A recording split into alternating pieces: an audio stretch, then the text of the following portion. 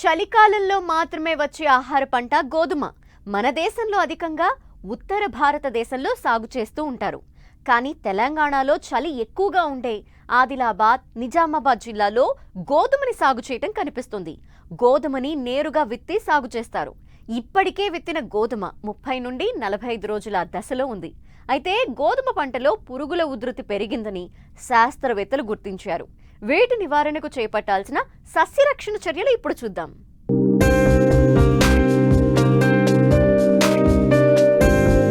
తెలంగాణ రాష్ట్రంలో గోధుమ పంటను సాగు చేసే రైతులు చాలా తక్కువ. ఈ పంట చల్లటి వాతావరణంలో పెరిగి అధిక దిగుబడి వస్తుంది. దీనిలో ప్రోటీన్లు మరియు పీచు పదార్థాలు అధికంగా ఉండడం వలన ఆరోగ్యపరంగా అధిక ప్రాధాన్యతను సంతరించుకుంది. ఇప్పుడు ఈ గోధుమ పంట మెదక్, ఆదిలాబాద్, నిజామాబాద్ జిల్లాల్లోని కొన్ని ప్రాంతాల్లో రైతులు సాగు చేస్తున్నారు. సాధారణంగా గోధుమను అక్టోబర్ 15 నుంచి నవంబర్ చివరి వరకు విత్తుకున్నారు. ఆదిలాబాద్ జిల్లాలో వేసిన గోధుమ 30 నుండి 45 రోజుల దశలో ఉంది. అయితే వాతావరణ పరిస్థితుల కారణంగా గోధుమ పంటలో పురుగుల ఉధృతి పెరిగింది. వీటి నివారణకు చేపట్టాల్సిన సమగ్ర సస్యరక్షణ చర్యల గురించి ఆదిలాబాద్ కృషి విజ్ఞాన కేంద్రం శాస్త్రవేత్త రాజశేఖర్ రైతులకు తెలియచేస్తున్నారు. గోధుమ పంటల్లో మరి కీటకాల విషయానికి వస్తే ముఖ్యంగా ప్రధానమైంది మన ఆదిలాబాద్ జిల్లాలో గత కొన్ని సంవత్సరాలుగా చూస్తుంది ఈ యొక్క కాండపు తొలుచు పురుగు, దాన్ని మోగి పురుగు కూడా అంటాము. సాధారణంగా వరిలో లాగానే మధ్యలో మోగి అనేది చనిపోవడమే జరుగుతుంది. అది మోగిని పీకిన వెంటనే సులువుగా బయటకు రావడము, తద్వారా ఎక్కడి నుంచి అయితే బయటకు వస్తుందో అక్కడ చిన్నటి రంధ్రం ఉండడము, ఈ లక్షణాల ద్వారా ఆ మోగి పురుగు యొక్క నష్టపరిచే విధానాన్ని గుర్తించాలి.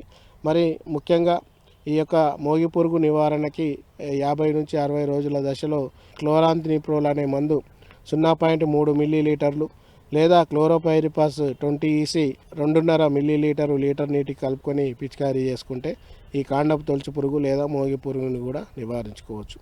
ఇకపోతే మరి చెదలు కూడా అప్పుడప్పుడు ఈ గోధుమ పంటను నష్టపరుస్తూ ఉంటాయి. ముఖ్యంగా ఆదిలాబాద్ జిల్లాలో నల్లరేగడి భూములైనా కూడా అక్కడక్కడ కొంత ఎర్రటి భూముల్లో కూడా, ఎర్రచెలక భూముల్లో కూడా మరి గోధుమ పంటను రైతులు పండిస్తూ ఉంటారు.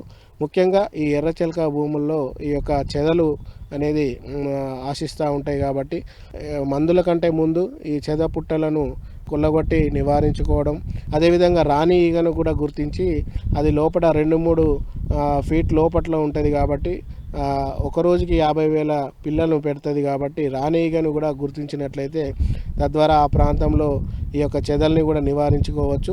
సరే, ప్రస్తుతానికి చెదల నివారణకి ముఖ్యంగా ఈ క్లోరోపైరిపాస్ 50 EC అనే మందుని 2.5 నుంచి 3 మిల్లీలీటర్ లీటర్ నీటికి కలుపుకొని మొక్క మొదట్లో పిచికారీ చేసుకున్నట్లయితే ఆ మందు వాటిపైన పడి అవి చనిపోయే అవకాశం ఉంటుంది. ఇదే కాకుండా ఫిప్రోనిల్ ప్లస్ ఇమిడాక్లోప్రిడ్ అనే మందు లిసెంటా రూపంలో దొరుకుతుంది.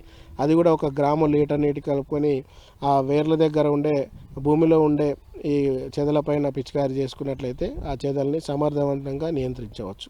ఇకపోతే కాండపు ఈగ కూడా ఉధృతి ఆదిలాబాద్ జిల్లాలో కొంత తక్కువగా ఉన్నా కూడా జొన్నలో లాగానే ఈ కాండపు ఈగ కూడా గోధుమలో అప్పుడప్పుడు ఆశించే అవకాశం ఉంటుంది. కాబట్టి ఇది చిన్నగా ఈగ జాతికి చెందింది, దోమ సైజులో ఉంటుంది. కాబట్టి ముఖ్యంగా ఇది కూడా గుండు సూది రంధ్రం లాంటిది చేయడం అనేది జరుగుతూ ఉంటుంది.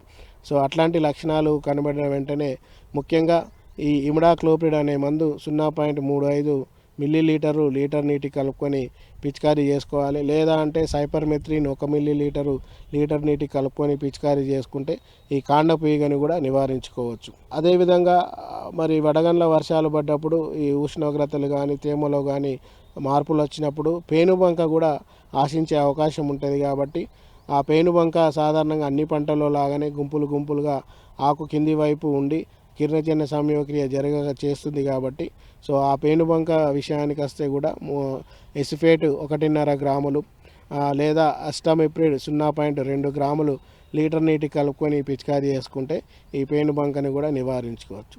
సో ఈ విధంగా ఆదిలాబాద్ జిల్లాలో గత కొన్ని సంవత్సరాలుగా గోధుమ పంట అంటే ఇట్లాంటి చీడపీడలకు గురి కాకుండా మరి గత 1-2 ఇయర్స్ నుంచి లేదా రాబో కాలంలో కూడా పంజాబ్ లాంటి రాష్ట్రాలలో ఎక్కువ విస్తీర్ణంలో పండించినా కూడా మరి అక్కడి నుంచి కొంత విత్తనం రావడం, తద్వారా ఈ చీడపీడలు వ్యాప్తి చెందే అవకాశం ఉన్నందున రైతులు వీటన్నిటిపైన అవగాహన కలిగి తగు జాగ్రత్తలు తీసుకొని యాజమాన్య పద్ధతులు పాటించినట్లయితే మంచి దిగుబడి వచ్చే అవకాశం ఉంటుంది.